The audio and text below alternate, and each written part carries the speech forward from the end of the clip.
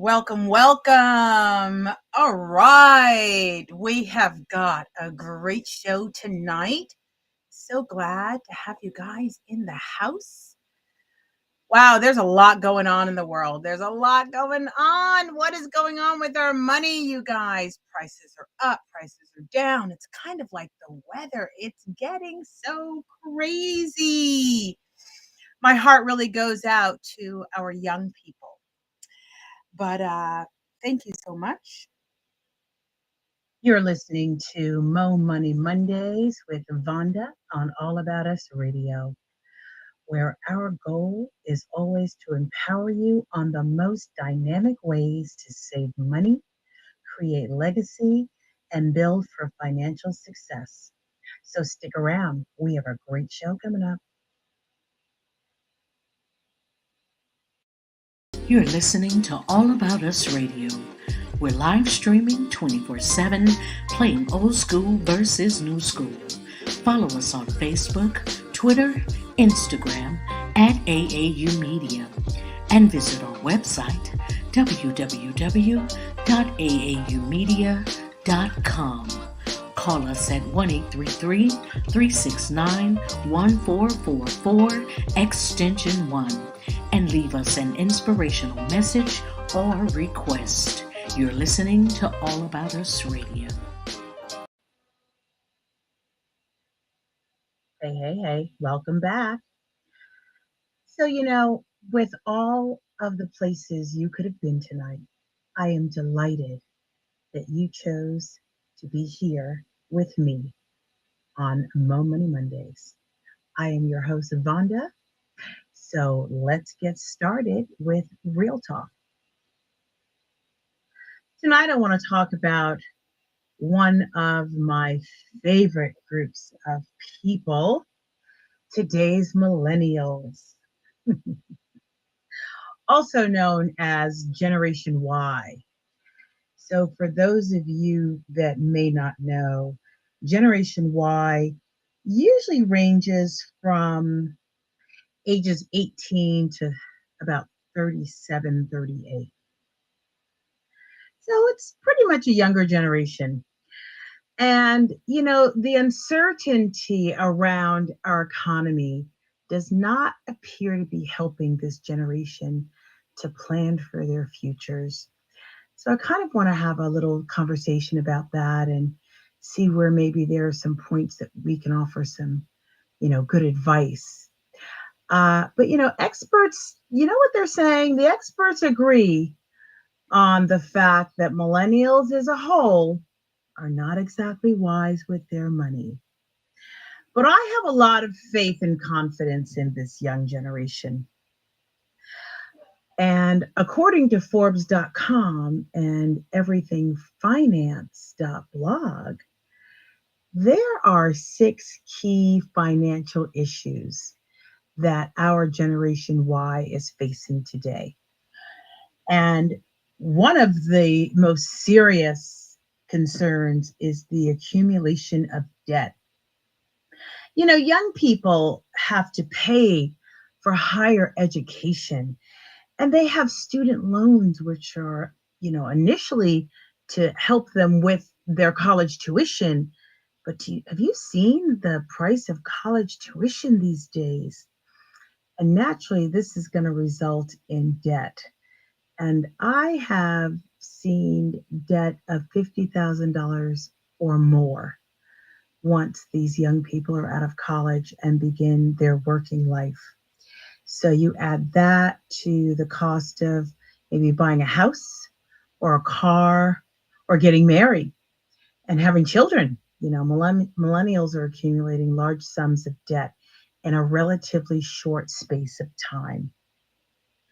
And many millennials do not seem to be put off by these costs, which is amazing to me, kind of assuming that they're good debt or part of normal life. At least that's what it appears to be. Another key concern is, the fact that many are living month to month. So, with almost half of all millennials living paycheck to paycheck, you know, and preferring to not really think about the future, many are failing to put money aside. And every month it becomes, you know, a habit that they fall into where it gets more difficult each time if you don't start right away, because now you've created a budget for yourself that includes dinner and shopping and hanging out. And, it's really hard to reel back on that, especially when you're just new to the work uh, environment. But while this could be attributed to their accumulation of debt, maybe, it's also thought to be caused by many millennials not earning enough money to account for their current rate of spending. I think that probably applies across the board to many of us. But remember, the younger generations, they're just getting their footing. They're just getting acquainted with this work life and budgeting and, balancing their play life, their work life, their time, their budget. But with rising inflation and the high rents on apartments and stagnant wages, today's Generation Y is struggling to make ends meet, let alone save for the future. Many millennials, they're living with roommates, three and four in an apartment. Granted, it'll be a beautiful apartment in a high rise with a terrace and a view, but the apartment's $4,000 a month. So with three or four in the apartment, that's still high rent. Another concern is little or no emergency savings. Most millennials tend to have very little, if any, emergency savings, and rightfully so. When an unforeseen financial event occurs, perhaps like the one that we're in, many are likely required to put some of their expenses on credit cards. And, this will push them further into debt. So this is a little bit of a concern, and it's difficult. It's challenging, especially when, like I said, you are just entering the workforce. Another area that needs to be discussed is being under or uninsured. Many millennials don't have health insurance, and for someone in their 20s or 30s, paying for insurance may seem low on the list of priorities when trying to make ends meet. But it's not just our phones and our cars that need to be insured, you guys. It seems that, few millennials have life insurance or long term care insurance. And I don't even know if they really think about it. When you're young, you really feel invincible. It's so hard to foresee, your life as an aged person. And one of the things I think millennials haven't considered is that getting insurance is easier and so much less expensive to do when you're young and healthy. I don't think they realize that because you're eventually going to do it one day. But if there should be medical conditions that arise, treatment can be costly. And if you're not insurable later in life, it could cost triple the amount of money down the line. So I'll give an example. Let's take life insurance. If you are 26 and you apply for a $100,000 death benefit policy, okay, with a $100,000 death benefit, that policy could cost you anywhere from like $30 to $35 a month. Now, that same policy for $100,000, if you wait 20 years when you're 40 or 44, could easily increase to a rate of about $150 or $170 a month just because of the aging process. So I say to millennials, let's think about insuring ourselves early on. It's also a great tool for creating wealth. Insurance is a great way to accumulate cash value and kind of stockpile money in a slow, steady pace over time. So here's another concern. I think that many are putting off retirement planning. Of course, because it's really difficult to imagine yourself as an aged person when you're 25 or 30. And you think that that is so far off, but time creeps up on us, and The older we get, the faster it seems to go. However, we're all guilty of that whole, what is that sense? What do we say? Where did the time go? So, millennials are not alone in thinking that retirement is far off in the future because they're young. And many of us do it. And I think that I have earned the right of passage to speak about this. If I had someone to tell me what I know now, if someone had told me this, if I had an adult, whispering in my ear, helping to guide me, it would have saved me time, money, and stress. By not putting money away, the day you get that first paycheck, like really starting that habit in the beginning of your career, of your work career, most millennials have become accustomed to netting and spending all of their monthly income.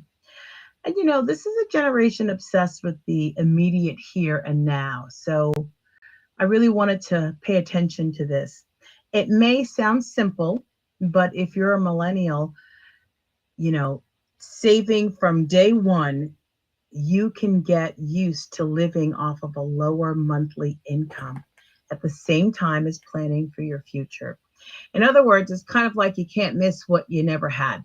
So if you start saving $50 a month, or let's say $20 a week out of your paycheck when you first start working, and just, make this an automatic ACH debit, make it a habit. In your 20s, if you start this practice, let's say by the time you're in your 30s, you can increase that savings. By the time you're in your 40s, you can even increase, because, of course, with time, your career will soar and you'll get a better job. And, by the time you're in your 50s, you've accumulated quite a nice nut. But you start small. Start small, think big. So this is very important when you're young. Okay, please consider. Another thing I think that millennials are guilty of, because of course they think they have plenty of time, is they ignore their credit score. And though I think they understand how important it is, it's still, you know, a day to day financial concern that I don't think many worry about. And the one way of racking up debt is not only not saving money and having school loans, and then using your credit cards to live on because maybe you're having difficulty, living paycheck to paycheck, but your credit score may not seem that important. But if you're planning to buy a house in the future, or a car, or you start a business, you'll wish that you pay more attention to your credit score in your earlier years. It takes a little bit of time to really work that process and get your score at a level, consistent, comfortable place. And what happens very often is that people decide that I need to move, or I'm getting married and we need a house because there's a baby coming, or I can't live with my parents anymore, or I'm tired of a roommate, or I want to live with my girlfriend. Those types of decisions you can take action on those decisions within a couple of months. But to really get your credit score in a great place, if you haven't started, can take many months. So you want to be ahead of the eight ball and get your credit score right, so that when the time comes that you need the good credit, it's already in place. And while some millennials have avoided taking out credit cards or loans just to avoid that kind of debt, I just want to let you know that a low credit score can also uh, happen, or due to insufficient credit history. It's not good to have no credit. It's kind of the same as having bad credit in a way. You still are blocked with anything that you'd like to buy, any kind of major purchase. So not having credit history can also result in being denied. If you're looking for a loan, or you're looking to purchase a house, or you're looking to, credit is even necessary these days, not only for purchases, but sometimes, employment looks at your credit score. Your employers look at your credit score before they hire you. Even if you want to just lease an apartment, they look at your credit score. So it's not always just about making a purchase, uh, you know, that will put you in debt. But like I said, there's a lot that goes with it. And here lately, they seem to be attaching it to, it's not only attached to your Social Security, but it's also attached to your integrity and your character. So please be very careful and do your best to get that on track from the very beginning of your work career. I think this would be a really good subject for a future show. Maybe we should talk about credit. I think that sounds like a good idea. Anyway, I hope you got a couple of nuggets out of that. Next up, we are going to do money talks. It's all about the money. So stay with us. We'll be right back. Let's show a little love and go to a commercial break. Hello, this is Najesti from Butter Me Essentials Natural Hair and Body Company. We are located in Brooklyn, New York. We are a family-owned company, which is run by my husband Vaden and I. Do you have hair that is hard to manage? Having trouble with hair growth? Is your skin always dry? No problem. Butter Me Essentials is here with the solution. We specialize in hair butters, pomades, hair elixirs, shampoos, conditioners, luxury soaps, body butters, lotion bars, perfumes, scrubs, and so much more. All of our products is made with natural and organic ingredients such as shea butter, cocoa butter, mango butter, Jamaican black castor oil, avocado oil, Oregon oil, and essential oils. There is no sulfates, petroleum, mineral oils, or parabens, just all natural goodness. If you would like to order our products, check out our website at buttermeessentials.com, buttermeessentials.com, or call 646-524-3351, 646-524-3351. Check us out on Facebook and Instagram. Remember, like our motto says, you deserve to be buttered. Okay, now let's support Black business. Yes, yes. So tonight I wanted to have a specific talk regarding money talks.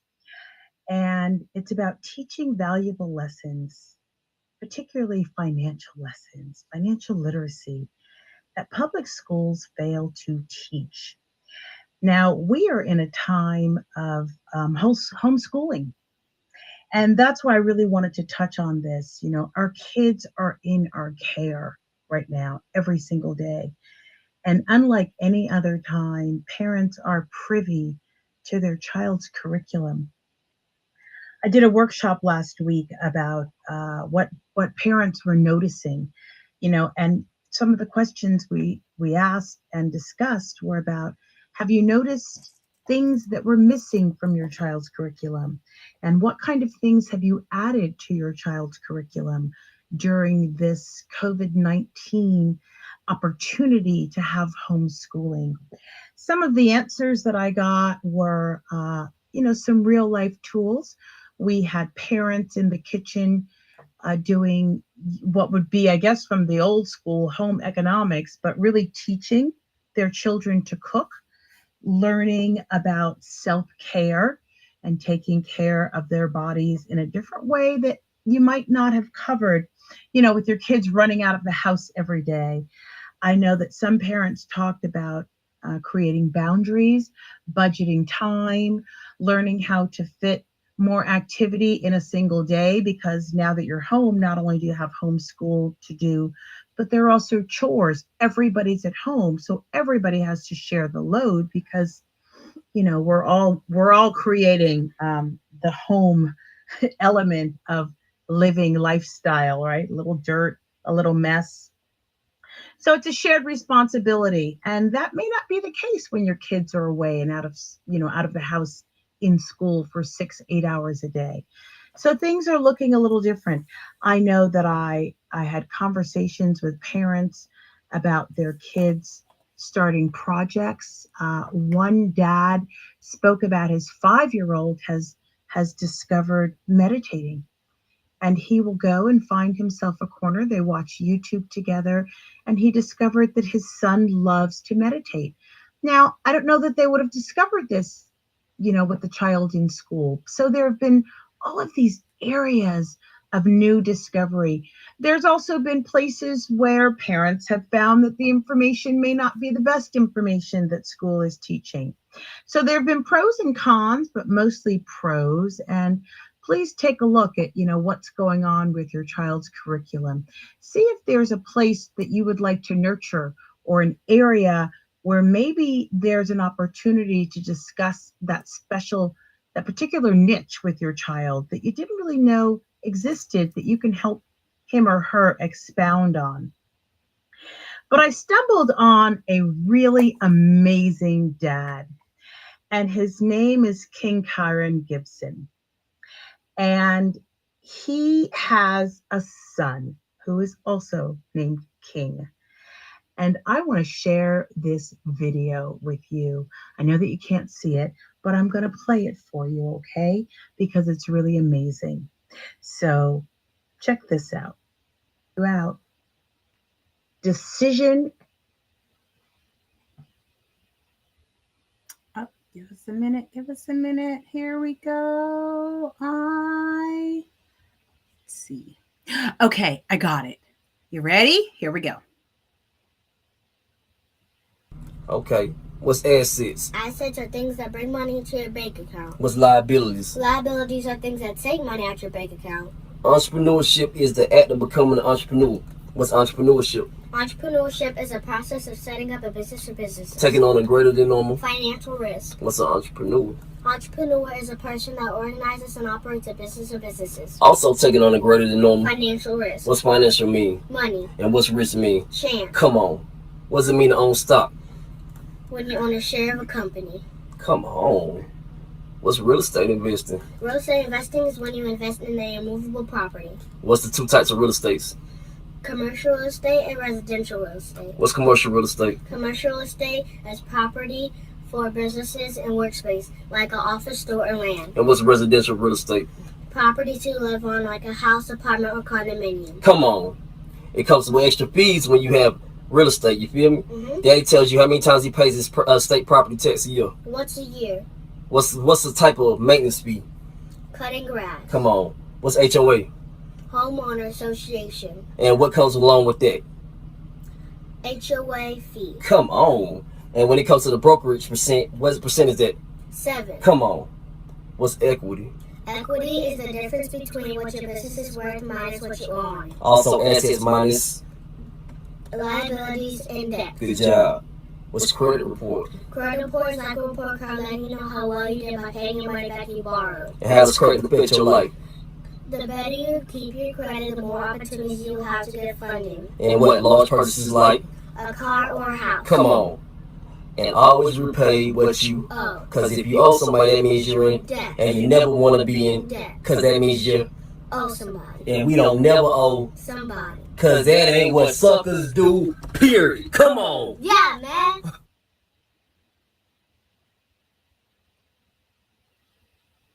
How fantastic was that? Did you guys hear that? Did you hear that? Okay, so Good Morning America picked up the video on YouTube and featured this father and son duo on their morning show. And now they have a book that is, I think, out on Target and Amazon by Kyron Gibson. That's the dad, called Generational Wealth Building Activity Book. Okay, so here are my comments. And the intentional conversation that he has with his son is really, I think, the target here. First of all, we know that kids are not learning financial literacy. And I believe this child is 5 or 6 years old. And the fact that he is not just speaking these words, you can tell that he has an understanding about what he is speaking about. And right now, King Jr. says that he wants to be president or he wants to be a firefighter when he grows up. And he says that he wants to inspire people and make people happy. I mean, this is what else can you ask for? Like, what a great kid. Like, children are sponges. Just to see this type of nurturing. King Jr. also added that he wants to be a tycoon and run a lot of things. That sounds like a kid, right? I want to run a lot of things. But, you know, King Sr. encourages parents who are homeschooling to take time for subjects that teachers don't teach. And he recommended starting with YouTube videos on practical topics and using prizes as incentives. Learning about finances at an early age, folks, let your child sit down with you and pay bills. Maybe not all of them, but let them understand what the utility bill looks like. Let them understand that it's time to pay taxes. And, when you're doing banking, figure out your deposit slips and your withdrawal slips. Maybe go into the bank instead of going to the ATM so that you guys can do that deposit together. These little things are so memorable. And I think that sometimes adults think that it's just too much responsibility. But children are so multifaceted. They can do so many things at one time. And like I said, they're little sponges. Just like they can learn language, let's teach them our history. Let's teach them about money. It's something that they will need every day. The fact that this little child knew about equity and assets and these are all terms, but think about how much time we have in a day to really discuss or focus on particular subjects.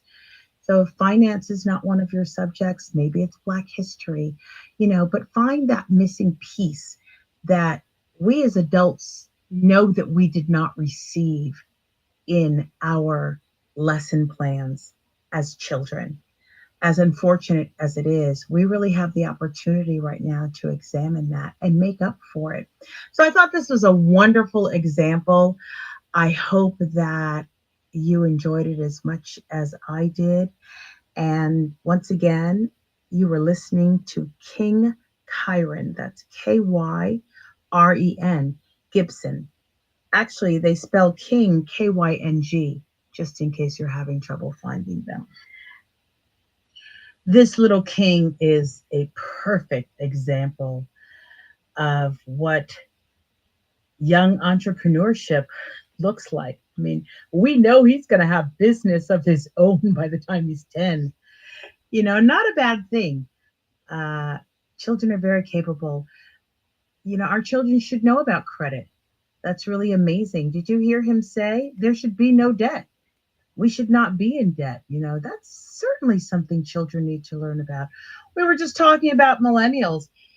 I don't know. What do you think? What would be the rate of these younger generations and their financial hardships if they knew a little bit more about debt and credit and, saving money and building future and considering retirement at the age of 7? Just starting that discussion at such a young age so that it's not foreign by the time you get out of college. I didn't have that discussion. I know so many adults did not have these types of discussion until probably post college. So this could be really amazing. And I really hope that we have all taken a little nugget of this and you have figured out something that you're going to inject into your child's curriculum from this day moving forward. Let's start tomorrow. I heard a wonderful story about a family. I don't know if it was the dad or the mom. I think it was the mom. And she had 4 kids at home that she's homeschooling. You can imagine what that's like, right? I think they were all under the age of 14 and younger. Now, kids are used to snacks. After school, they usually have a little allowance and they're buying their snacks, or they come home and they buy snacks. But also, the child's been at school all day. So now she's got 4 kids at home, and she said that she finally figured out a way to put an end to the whole snack fiasco of everybody wanting a snack at different times and the requests and the demands and the sugar and the she gave them an allowance, and she had a huge basket of snacks. I think there were Skittles and M&Ms with peanuts and chips and Doritos and a beautiful assortment, and her children got to essentially go to the store every day and buy their snack. And when that snack was done, that's all they had. And if they spent their money before the end of the week, there were no more snacks. And she said, well, now if there were no more snacks, then they would have to negotiate with their siblings to see if someone wanted to share. And as the 2 weeks in, she said they had it down to a science. They were reserving their snacks, being very mindful about whether they finished the whole bag or if they wanted to save this for later. So these are always really good things to teach our children. Rationing, ratios, fractions, percentages, all of that kind of stuff, which can happen in the kitchen when you're cooking. An excellent, excellent idea. All very powerful ideas of very useful tools to help our children expand in areas that they have not yet, perhaps. So let's talk about the money with our children and help them to become financially literate before the age that we gained that type of literacy. Okay, so next up, we're gonna talk about it. So let's talk about it right here on Mo Money Mondays. You're tuned in to All About Us Media. Okay, y'all, let's go support more Black business. We'll be back after a word from one of our sponsors.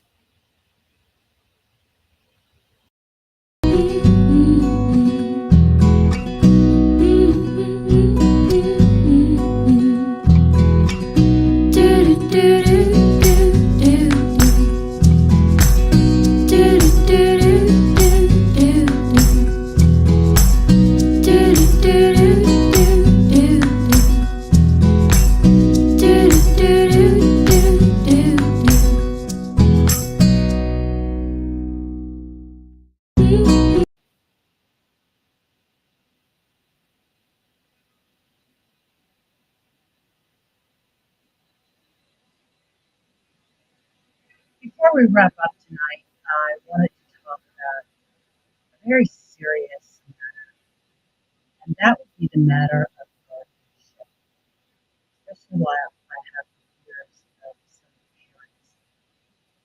And particularly guardianship, there's guardianship of our elders as well, definitely an area that we should lean into.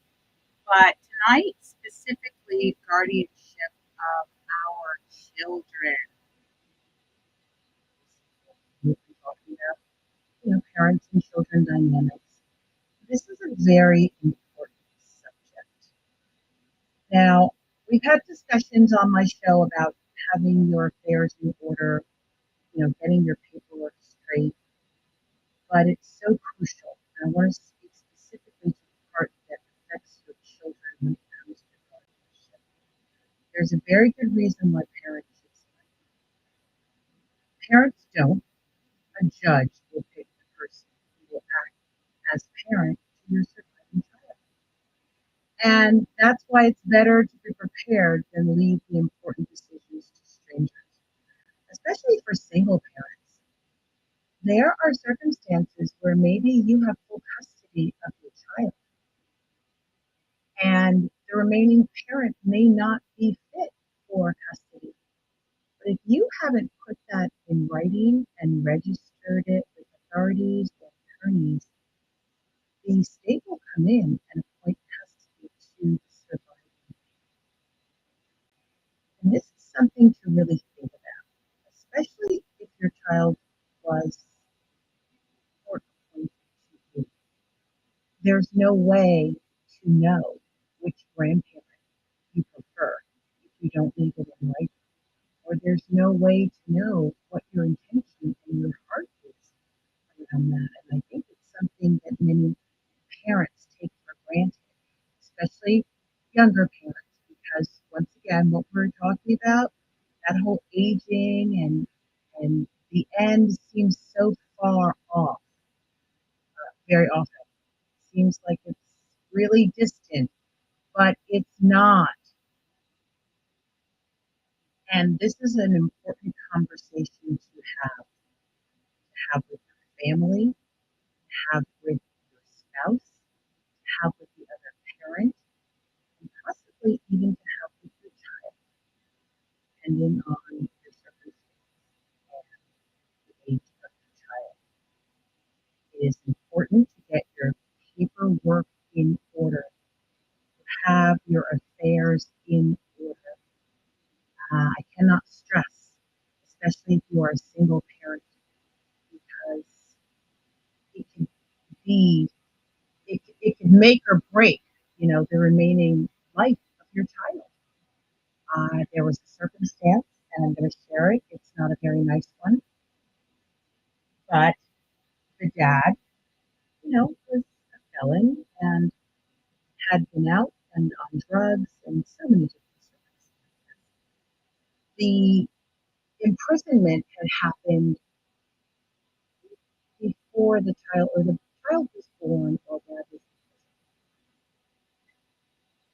And so my point is that he did not participate in the birth of his child, nor did he participate in the raising of the child. He didn't know the child. And at the age of 9, the child was 9, the mother transitioned, and the child who didn't know the father didn't know the child, was given custody to the dad. And the parents fought, and the dad decided that he wanted the child. And, of course, there were more details. It was very involved, but this could be a harrowing experience for a child if that parent does not make some decisions in writing legally before anything unfortunate should happen. Heaven forbid. But these things happen. And one of my biggest pet peeves on this show that I've shared with you is planning is everything. So for folks that have young children, planning is everything. There is support around this type of planning. There may be free services around this planning. There is online potential around this type of planning. This goes right in line with living will and health proxies and creating your will. Please do not leave the task to someone else, or it to be somebody else's responsibility after your transition, especially with young children, even for older children. This is a very delicate situation, but I've seen some things go far left because parents didn't plan properly for younger children, especially if your child is adopted or a foster child. This can be very critical. Or a foster child in transition waiting for adoption. Even if you don't do that, and let's say you're not married, or it can become a mess. So it's always safe to do it in writing. If you have questions, there are agencies that can help you. If it's something that's difficult for you to talk about, you can always give us a call here at the show. We are always happy to. When it comes to making decisions about who the guardian shall be, by law, all minor children must be raised by adults. Okay? So as a parent, you're the natural guardian. But in the event of your transitioning, a guardian becomes a parent, right? Makes sense? A guardian has the same rights and duties as a parent and will raise the child until the child is 18. as per, I think that's usually the majority. Sometimes it can be 21, but those are different circumstances. Although each state makes its own rules, guardians generally must be over the age of 18.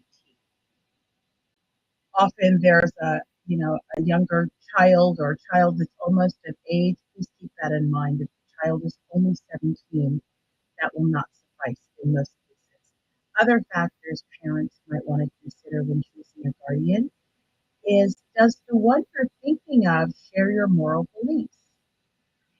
Or how about, is the candidate physically able to do the job? In some cases, parents choose their parents, the grandparents, as guardians. But please make sure that the grandparents are physically able to do this, especially during post 10 years, let's say, of aging. If the child is 10 and the grandparents are 70, by the time the child is 16, 18, the parents are near 80. Just make sure physically that they can actually handle the job, whoever you are naming.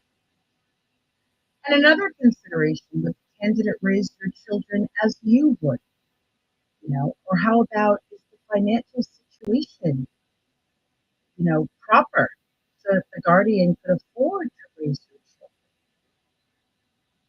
Then you have to think about what kind of insurance you have. What are you leaving behind for your guardian to raise your child? These are all concerns that need to be thought about in advance. Of course, people have different circumstances. This is very personal, but some parents have illnesses and they know what the outcome may be before it actually happens. Families that have breast cancer as part of their genetic makeup may have to plan differently than other families with more proper longevity. All things to consider, but only you and your spouse can answer these important questions. And if you are a single parent, it might be something that you want to sit down and discuss with your potential guardian. Sometimes you can name multiple guardians. In most cases, it's better to name a single guardian for your child.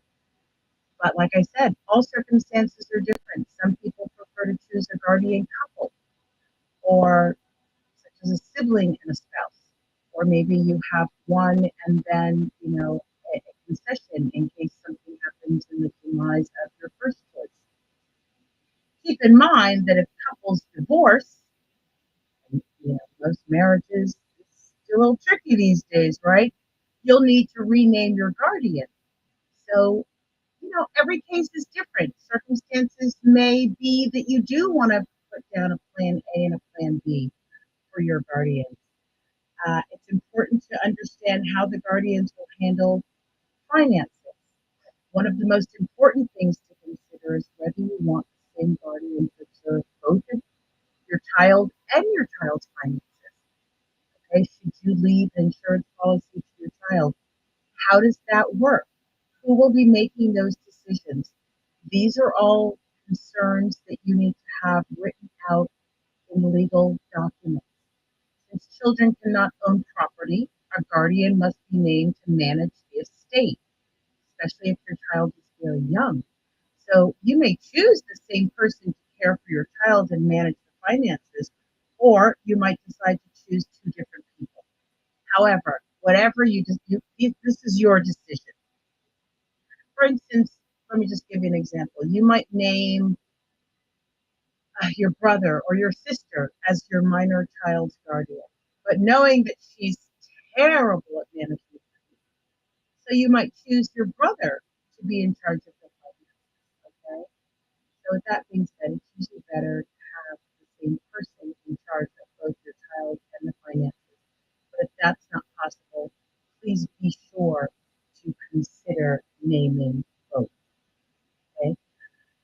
And then this might seem obvious, but you need to ask before you name guardians. Okay. That's a conversation that you have to have.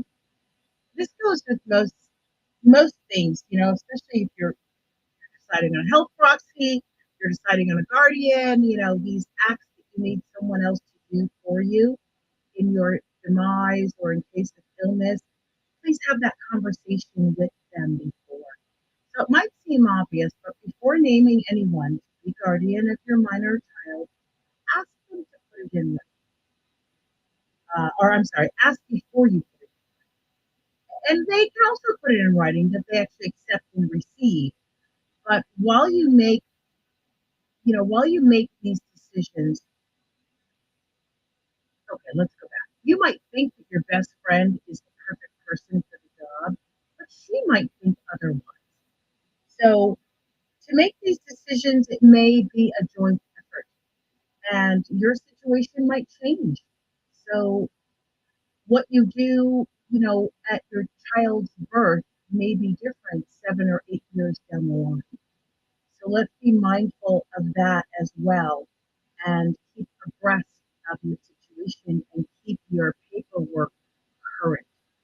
There's nothing worse than filing legal documents involving your estate and your children and guardianship and your will, and you forget to change it after a life altering circumstance or event happens. Okay? So that pretty much brings us to the end of our show tonight. Thank you so much for joining us. Our children, our little people, they're so precious and they are our future. Most often, children are not being taught finance in the school systems, especially the public school systems.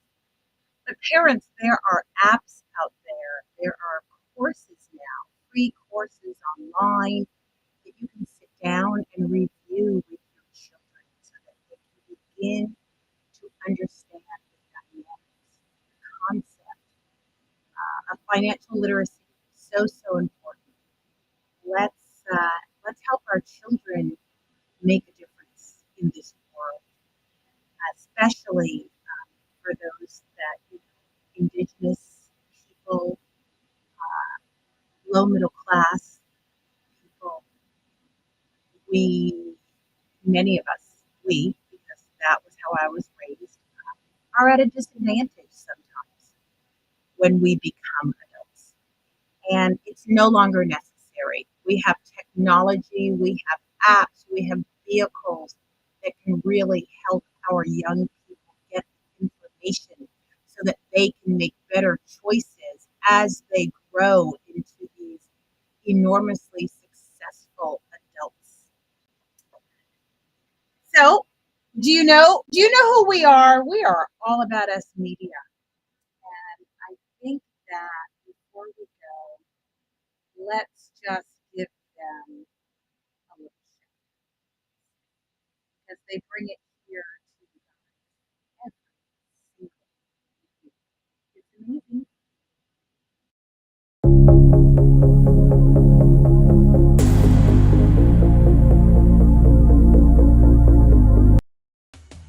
Hello, this is Majesty from Butterme Essentials, Natural Hair and Body Company. We are located in Brooklyn, New York. We are a family-owned company, which is run by my husband Vaden and I. Do you have hair that is hard to manage? Having trouble with hair growth? Is your skin always dry? No problem. Butterme Essentials is here with the solution. You've been listening to All About Us Radio. We'll be back next Monday. We are here every Monday featuring Mo Money Mondays at 8 p.m. You're tuned in to All About Us Media. You're listening to All About Us Radio. We're live streaming 24/7, playing old school versus new school. Follow us on Facebook, Twitter, Instagram at AAU Media, and visit our website www.aaumedia.com. Call us at 1-833-369-1444, extension 1, and leave us an inspirational message or request. You're listening to All About Us Radio. Thank you for joining us, folks. Stay safe, stay woke, and live each day with intention. We'll see you next week.